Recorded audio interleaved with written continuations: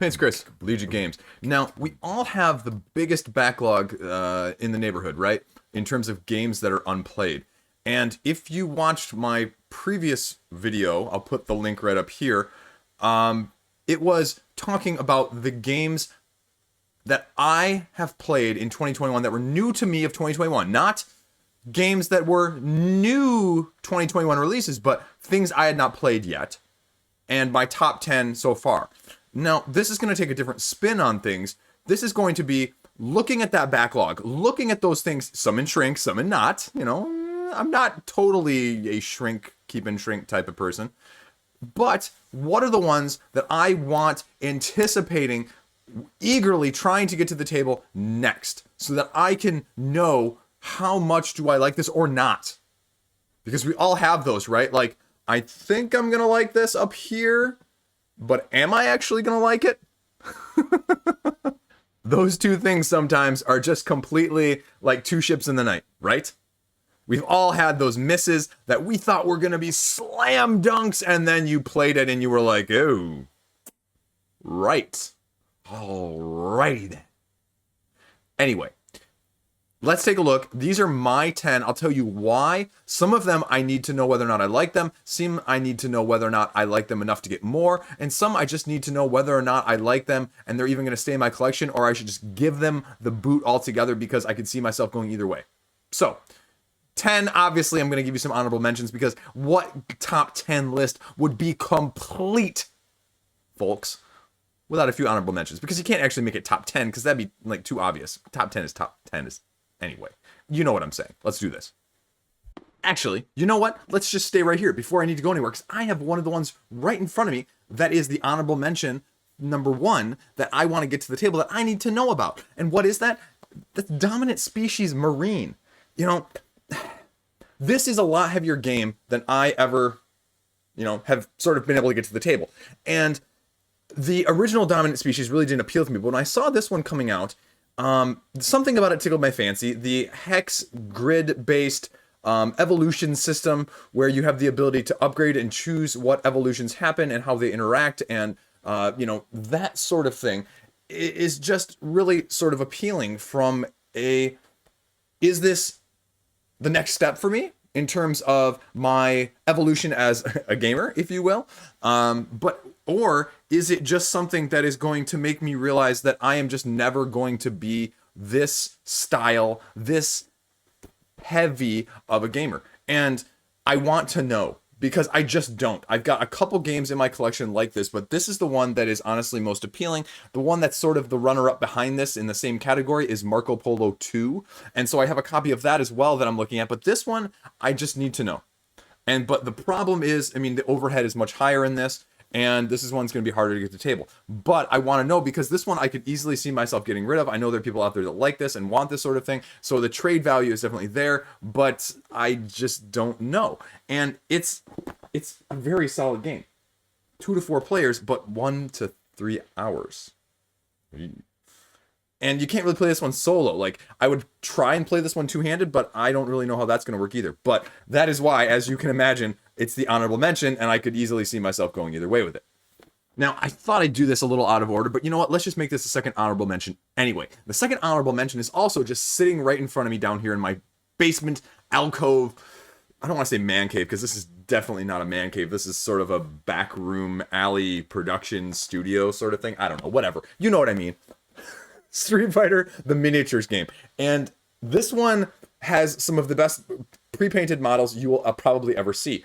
Jasco and Angry Joe, and reviews are sort of all over the place. Some people really love it, some people really don't like it, and I just don't really know where I am because I also have head-to-head competitors in terms of Yomi, Exceed, and BattleCon, miniature-less, card-driven games that are going to literally go head-to-head with this in terms of my affection and this type of system, a 1 versus 1 battle. Because, let's be honest, I'm not playing this at 2 versus 2. These games, no thank you. Just like the arcade game, you played one-on-one. The tag team thing, thanks, but no thanks. And so I just need to know, because I have a couple expansions This is a very expensive thing, and I think the Mortal Kombat version of this has now actually been delayed to 2022. And so the question, thankfully, is going to give me a little bit more time of whether or not I need more of this. Because as much as I probably don't feel like I would do the cross compatibility, I think it'd be interesting to look at. And because Mortal Kombat is another, relatively well-known, relatively good IP that's going to pique my interest in a positive way, unless I know that this system is just not for me. And so that is why I need to know, one, keep or don't keep, but two, also get more or not. Because the same thing ain't cheap either, kids. Look on the secondary market right now. This is, yeah. Anyway, you know what I mean. But that is why it is honorable mention number 2. Okay, so now let's go over to the interwebs for the other things that aren't just like physically sitting on my lap right now. Now again, with number 10 here, I'm actually going to cheat again because these two games are very similar in scope, nature, and playstyle, but yet are distinctly different. And that is going to be number 1 of number 10. We'll call this 10A and 10B. How about that? That'll make more sense. 10A is going to be Tash Kalar. And if you're not familiar with this, this is a Vlada game, and this is a completely different take on a lot of the other stuff than Vlada has done out there. And you would think, judging by the cover, if you were not familiar with this game whatsoever, wow, this is going to be a battler, this is going to be a head-to-head. I wonder if it has miniatures. Nope. This is you putting down little cardboard chits, creating patterns on the board that represent monsters that are then used to take out other said chits. And winner takes all. And so it's just a completely different abstract style of game with this pattern building. And I am super intrigued by this because I really love abstract games. And it would potentially, hopefully, make my list of top 10 abstracts, but I just haven't played it yet. I got a great deal on it from someone who is looking to get rid of almost everything for it, and just an absolutely fantastic steal. And so knowing that I had really dove into the abstract world at the beginning or the middle of my collecting comparatively to where I am now, I'm really intrigued to see how this one works for me or doesn't, because again, it's another mostly, now I'm not going to play it with 4 players, but again, as a head-to-head abstract 1 versus 1 style game with a little bit more depth, with a little bit more length in it. But again, it's a little bit more spatial, so I can see my main gaming partner, my wife, not liking this because she is not a big fan of the spatial element. Like Bullet. Like, I love Bullet, and this has a little bit of semblance to that in the sense that you're making these patterns and trying to shape them in the way you want, and it doesn't necessarily work in that way. And here you can see a little bit of what these character cards look like, for example. This is how you have to scope them and then use their abilities at the same time. So that is definitely not going to be for everyone. Now, the other game that fits in 10B here is War Chest, which is also a very similar abstract chip laying, ability, asymmetric driven style of game. This is sort of a bag builder, bag puller, if you will, unlike, Tash Kalar in that sense.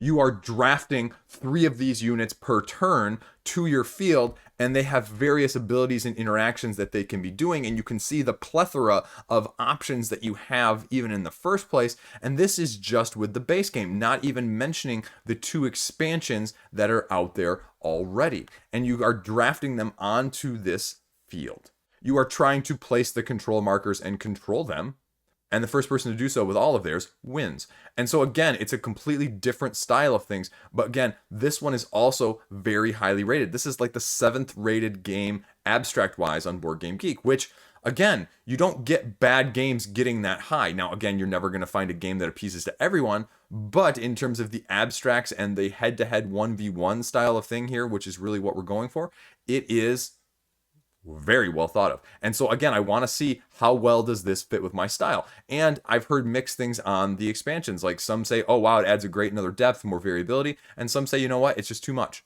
And so I want to know, would I like more? Is this going to be overwhelming? Is this just right? Goldilocks in the 3 porridges, essentially. Goldilocks in the 3 expansions, if you want to, name it in this situation. But that is why War Chest is 10B.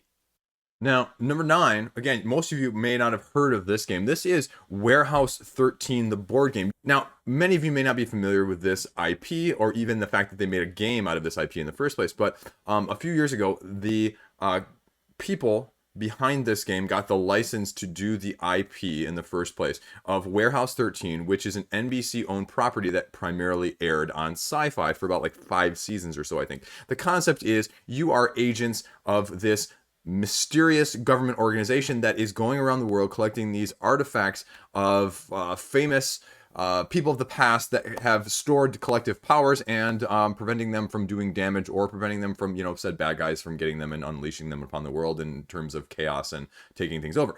Now, the interesting thing of this game is that it is more in the style of a BSG, the Battlestar Galactica, if you will, because there is a hidden trader element that can be exposed at some point, and it plays anywhere from 2 to 5 with a slightly lower time frame and overhead. But it is distinctly different in the same sense that it is traveling back and forth between these areas, trying to find these artifacts and rolling dice and allocating said dice in order to do so. And so that is where the big difference is. And there's a very mixed opinion on it. And I have tried to actually get this to the table before. But unfortunately, the rule book that was with this game in the first place, it's not a very good rule book. In fact, it complicates things. It is not in good order. It is not easy to read the rule book and then play. It is one of my more disappointing rule books in terms of wanting to be able to read it and then play it. And the response I got when I questioned that initially online several years ago was, just go watch the video we did instead. Well, I shouldn't have to watch the video, but they just did an expansion for this on Kickstarter for the H.G. Wells expansion. And I would like to see whether or not that is worth getting at some point, because this has all the makings and the elements of something I like with a little bit more complexity than, say, Dead of Winter, with that element still as well, but also with a not easy co-op game, as you know by now, that I really enjoy in the first place. And the trader element is just a little bit of sprinkle on the top of my ice cream, and so I just need to know whether or not it's going to be for me, and it plays up to 5, so that's another great bonus, but the overhead is much higher, and I just need to know in terms of what am I going to do with it? Is it for me or not? But that's why Warehouse 13, especially as a fan of the show originally, because I watched everything when it came out, is number 9. Number 8 is another drastic departure from where we just were, and this is Project Elite from CMON, the remake from 2020. And that's because I am a big dice chucker. If you've heard me say that once, you've heard me say it plenty of times. I like chucking dice, and I like getting screwed by the dice because invariably I don't roll well. But this takes it to the next level with a real-time element, and I have a few of the expansions that I got on the Kickstarter as well. And I just need to know, again, what am I going to do with this? This is taking up a lot of real estate, and it's a completely different mechanic than anything else that's out there, anything else that is mechanically and thematically out there. And I just need to know, is this type of dice chucking with the real-time element actually fun? Is it just stress-inducing? Is it just not very fun at all? Am I going to like it? And, again, with the typical CMON, it's got a lot of the miniatures that go along with it. And so you know that the production quality is good from that standpoint. Those are clearly not mine because I can't paint. But it's just done in a completely different way, sort of in the tower defense-esque, closest comparison I can kind of make there, manner of speaking and manner of mechanisms. And so I just want to see, again, is this something, because I could see this being a lighter, night. You just want to do something crazy and chaotic. And I love crazy and chaotic. But is this my type of crazy and chaotic? Or, given the real estate that it takes up in terms of space and the value in which it has on the secondary market just for a sale, even not even trying to make money, but just trying to resell it and get my cost back, that's not insignificant. So that is what I need to know, because I'm looking at some of my bigger projects like this, even from CMON from the past, and going, which way am I going with this? Because I don't need all of these, and some of them, if I can get rid of them and make space for others or make money for others, let's do it. But I want to know, because I could see myself, again, going very much either way on this one. Could be a smashing hit. It could be a soundingly bad situation or fit for me. And the dice will tell me. But that's why it's number 8. Number 7, again, this is going to be probably an odd departure for those of you who have been watching my channel for a long time. And think you have a good feeling of what I like and I don't like. But this one has always intrigued me. And with the reprint finally coming out, Ginkgopolis was one that I always sort of wanted to try because of the multi-layered, metaphorically and physically speaking, aspects of this game with the 3-color area management, tile laying, manipulation sort of game that it is. And I've heard it's sort of a different take on things in terms of how it does things slightly differently and how it takes a little bit of a gameplay or two to wrap your mind about how different it does some of those mechanisms. And with it being a game that was sort of just out of print and way too cost prohibitive to get, I had absolutely no plans on acquiring it. When the reprint came out, I have done what I have done with a lot of other similar games in the past 2 or 3 years is I waited my time, I bargained, and I finally was able to trade for a copy, I believe, in one of the math trades on Board Game Geek. And so now I have this version of Ginkgopolis, and I want to get it played. I mean, asymmetric powers, tile laying, card play, all of those things are mechanisms that speak to what I enjoy as other, things that I just mentioned that I enjoy, including like deck building and dice rolling. And so this is playing to my strengths already. The fact that it also plays 1 to 5 players is absolutely fantastic. And the playtime is listed as 45 minutes. So again, from an ease and an accessibility standpoint, and can I get it to the table? All of those things are being checked box-wise, but the proof, as they say, is in the pudding here. And so I'm not sure, again, how it's actually going to meet when rubber meets the road.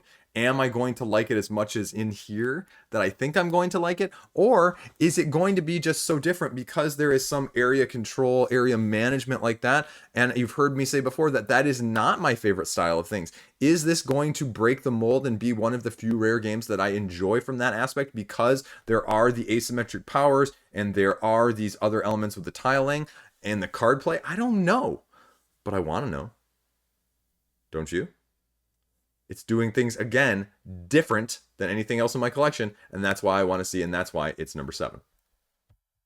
Number 6, I mean, this is going to probably shock and not shock you guys. I have way too large of an Arkham Horror, the card game collection. I ended up picking it up about a year and a half ago towards the beginning of the pandemic from someone locally. Don't worry, no contact was made. All very discreet and safe. But he was just looking to get out of it. He just was like, I don't have the time for this. I don't have the effort for this.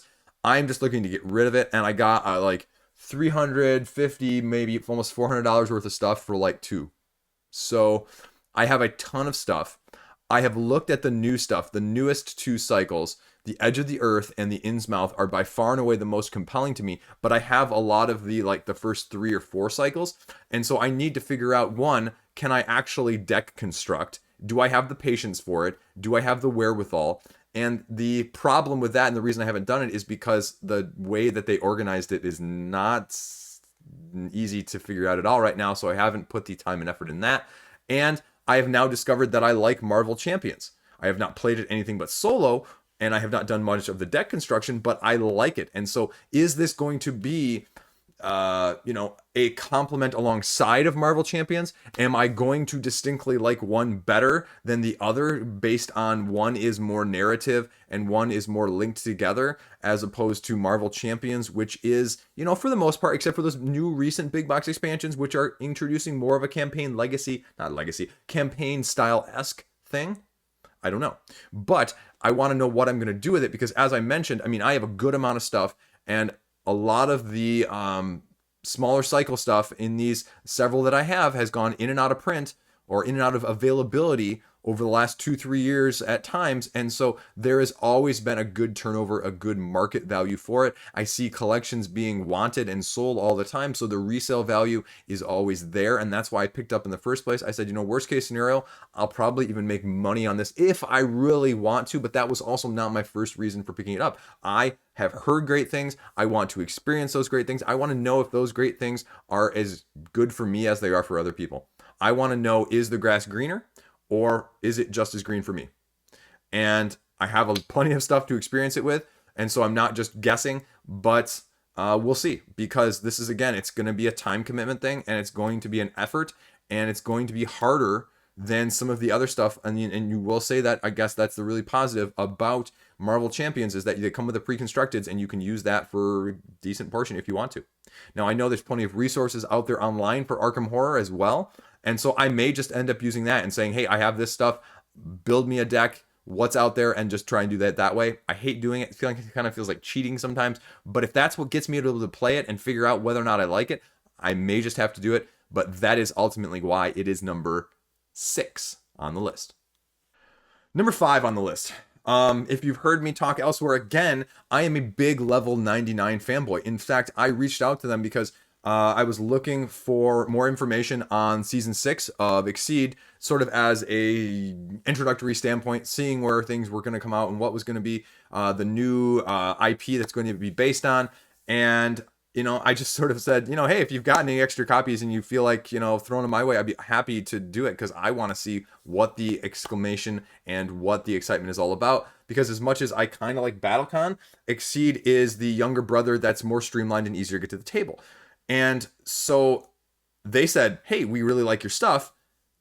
Yeah, we'd be happy to send you Blaze Blue. So they sent me like everything for Blaze Blue. So I am super pumped to be able to get to this table, because I think it's actually going to be a great niche in terms of the ease, because BattleCon, the learning curve is higher in BattleCon. It just is. And so is Yomi, because of all of the nuance and the rules and things like that. And so having an ability to have this more streamlined and to be able to play it in much quicker than, I would argue, maybe BattleCon or Yomi are, I am super excited. I know nothing about the Blaze Blue. I have no affiliation with the IP, but I've heard really good things, and I thought it was a great branching point, because the other ones are sort of all mixed over all the board in terms of the Street Fighter and the Shovel Knight and the 7th Cross ones, and some of the 7th Cross in the first season of Red Horizon have some limited availability issues. So I'm super excited to get this table. I think I'm actually going to dedicate sort of like what Lord of the Board does. He doesn't really do reviews, but he does in-depth strategy and guides for this. And I would love to do something like that if my passion right now matches the passion for Exceed when I start hitting the table more with it in the next month or two. And so I would not be surprised if I dedicated a whole sidelong series to Exceed this box or Exceed this character. How do you use them? What do you need to know? If that's something of interest too, again, let me know in the comment section. I'm thinking about looking at focusing on a few games like that to give them that depth of exploration. And so just what is going on with the craziness and the battles and the powers and the one-on-one combat and the, wow, that was crazy, I want to just play this again and see what happens again. That is why I'm excited about these one-to-one battlers. And again, I think this is close to where maybe my 7 or 8-year-old soon to be is going to be able to handle it soon in the next year or two. And so if I can get in now and start getting the basics and get him intrigued, all the better. And that's why it's number 5. Now this one is going to be completely off of your radar as well. And this is Concordia Venus from 2018. This is the original Concordia with the expansions all thrown in. And so it's just this massive mother of a box.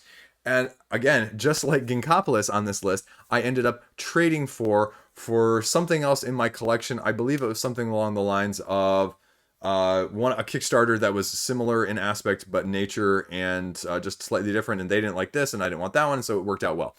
And this is one of the, I don't want to say one of the grandfather games, but one of the games that you go back and you look at over the last 20 years that is an older design that is like El Grande to me, in the sense that it is straightforward and more simplistic in nature, but don't let the simplicity fool you, because the elegance and the nuance and the strategy is still very deep.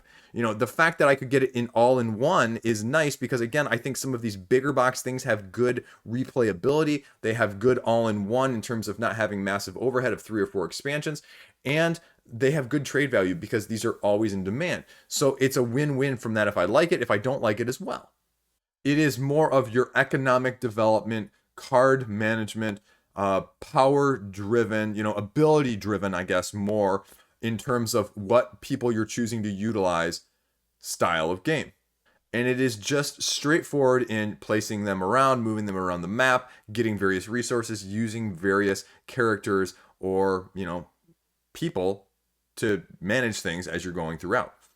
The other game it very much reminds me of that I just ended up getting a copy of is Hansa Teutonica, the big box, where again, it's taking relatively more straightforward, not as nitpicky or not as complicated actions, but using them in a very nuanced, very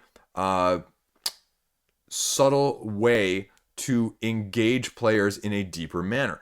And that is what I'm hoping with this. And this is highly rated for a reason. It has stood the test of time, which again in board game years is something completely different, but it is stand out enough even though it is an older design. And I think that speaks credence. And as someone who, often finds themselves in the hotness moment, I like to have some of these in my collection as well. And I just want to know again, is this one going to be of my ilk? Is this going to be the El Grande for me in the different form? Because El Grande, as I've said elsewhere, as a non-area person, non-dudes on a map-ish, even though it's not really kind of dudes on the map fully, it's more of area control. I'm not a big fan of that in general, but I love El Grande. Is this going to do sort of this ability-driven, economic style of game that I really don't have much or any of in the first place? And is it going to give me something in my collection as well? And it plays up to 6 players, which is also another huge benefit in terms of the simplicity and teaching and the overhead. So it's going to be easier to get to the table, especially at higher player counts. If I want something a little bit more complex that is not, the party-esque style or deduction stylist games. So I'm excited to see what happens with that. And that is why it's number 4 on the list. These last 3, if you pay attention to my channel, 2 of these 3 are going to be very obvious. One of them is going to be a little surprising, but once I get to it and actually talk about it, again, it'll be relatively straightforward. Number 3 is Root. Not Root, as you guys correct me. My Midwestern Michigan accent. Root. A root, a boot. Anyway, Root. Root? I've gotten a copy. I traded for a copy of the base game with the Riverfolk expansion. I traded for a copy of the Underworld with the Partisans and the Vagabonds expansions. And I am a backer of the most recent Marauder. I'm going all in at this point. I am investing in it. I want to get it to the table. I think this is a great game, even though my group, with the inconsistency of how often we actually get together, I think especially for 2 of the guys that I just played with that I taught Spirit Island to, this is right up their alley. Like, us playing this on a consistent basis over a couple weeks or a couple months would be just something that I think they would love in terms of the asymmetry and the different factions and having to manage each other, but having some thinkiness, but also being able to do some take that. I mean, those are all of the things that they like, and me as well. It's just going to be the overhead, and the learning curve with this is probably going to be the highest of any game on this list. And so it's a little bit trepidatious. I may actually be enticed to pick up the digital version first, just so I can learn, because I've heard the digital version does a very, very good job of learn to play, teaching how to play, and getting some of the nuances down before playing the physical copy. Because I don't think, unlike some of the other games on this list where I can learn them or play them solo or two-handed in order to learn how to play, I don't think this is going to be one of those that you can really do. You could try, I guess, but it probably wouldn't be as successful. But this is, if you're not as familiar with this, this is a war game designed and wrapped in a children's game skin, if you will. It looks cutesy. It's hardcore war-ish type of game. And you just need to know what you're getting into, because they're all asymmetric. And not only did you know how your character or your faction wins, but you have to know how the other ones are winning to be able to stop them from winning in the first place, because you have to pay attention to what other people are doing. And if you don't, then it's going to be a landslide, or someone is going to completely slide under the radar and destroy you. And so I had a copy originally. I was original first edition Kickstarter backer with the Riverfolk. I got rid of it. I said, I'm never going to play this. I love the idea of it more than the actual practicality. And now I've got it all back again. So it's going to be interesting to see what happens with this. I'm still hopeful for it, and I'm still excited, obviously, by the fact that I've just got all that stuff. So we'll see what ends up happening with it. And hopefully I'll like it as much as I hope I do. Number 2, I mean, going back to back here, this is Oath. Oath. Got a copy sent to me from one of you guys. And again, shout out. I was not expecting that. That's probably the nicest thing anyone has ever done for me in the board game community, by far and away. And again, with the same guys that love, and I think are going to love, Root, I think they would love this game because of the chaos, because of the take that, because of just the different nature of it. I know a lot of people say, well, if you're expecting Root, you're not going to like this, or if you're expecting this, you're not going to like it. It's king making, it's take that, it's swingy, it's chaotic. If you haven't already heard me say those things as a positive on this list, well, they are a positive for me. So that is why I'm excited about this. And it has nothing to do with any of the other comments out there. Like, I've heard all the comments, like people being super positive, or people, again, like as I predicted, people were going to get this and they didn't fully realize what it was. Just like with Root, I said the same thing when that came out. People are going to look at this and they're going to judge a book by its cover, and they're going to be going, I can't miss the latest hotness. I need to get this. And they're going to actually try and play it. And it's going to be an awful experience because they don't actually want what it's presenting you. And if you don't want what it's presenting you, well, then you shouldn't have a copy. I mean, because this is not going to appease to everyone. It's not. And they designed it in the sense that they weren't trying to appease everybody. This was very specific in the design elements. And I think I'm going to like it. I think this is designed for me, with the craziness, with the, the Chancellor versus everybody else, the element of things with the king making and the swinginess and just the crazy, sometimes game breaking ish powers. From what I've heard, not in a bad way, but just that's, wow, that's happened. And then, whoa, I can do this. And then, whoa, that happened. I like that. I love that.